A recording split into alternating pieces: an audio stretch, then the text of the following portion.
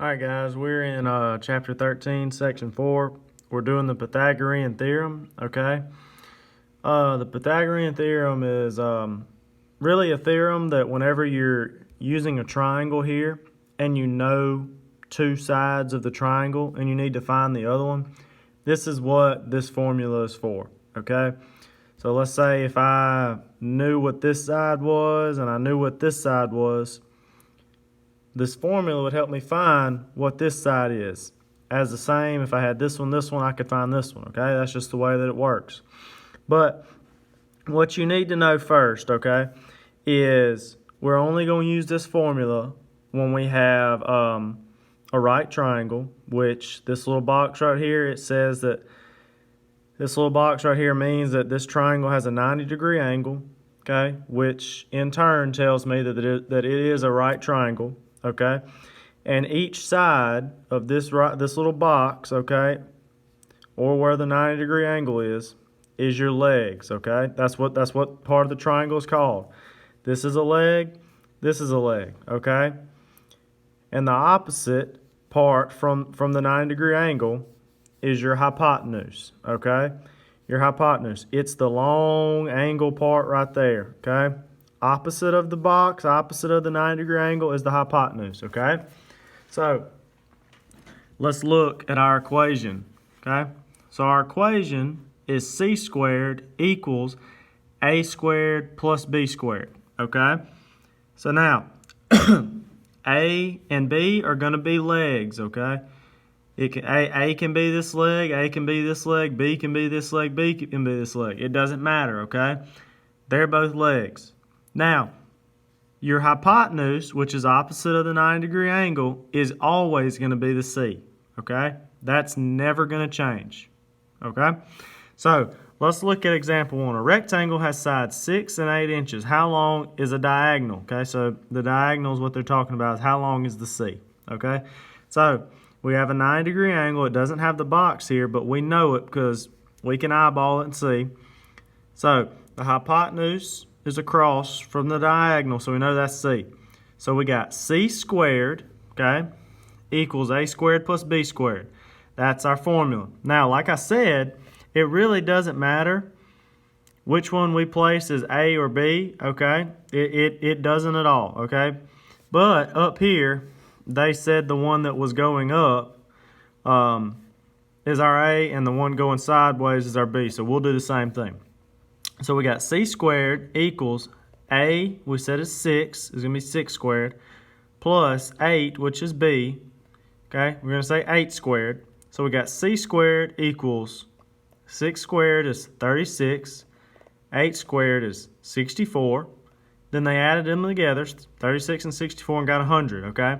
But now we're looking for C. We're not looking for C squared, okay? To get rid of the square root, you have to square both sides. When you square root this side, the square and the square root, they cancel out, okay? And when you square this side, okay, you get 10. The square root of 100 is 10. If you're confused about how I got from here to here, okay, you square root both sides, okay? That means this signal right here, we just got a check mark and a line over the 100, that is the square root symbol, okay?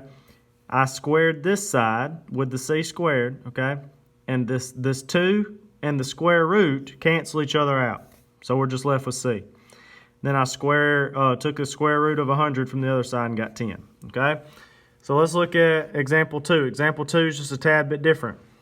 Okay, so it says find the length of the third side of the right triangle. Okay?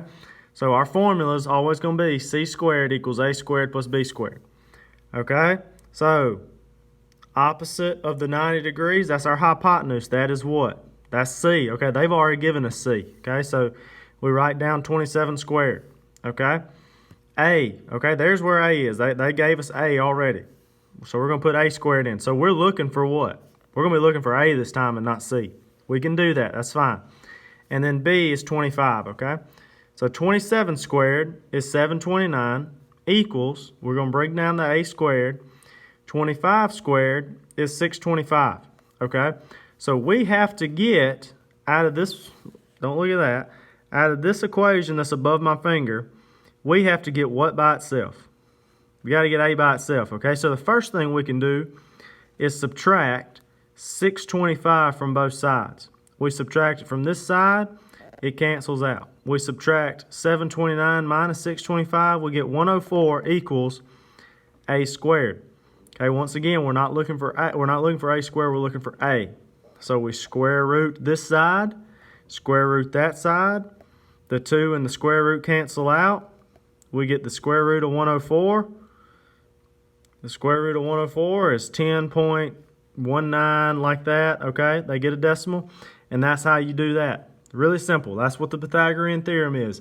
It's whenever you have a right angle, okay, and you're given 3 sides, and you're trying to find one of those sides, okay?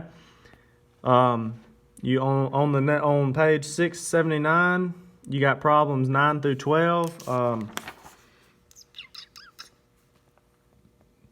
It's really simple.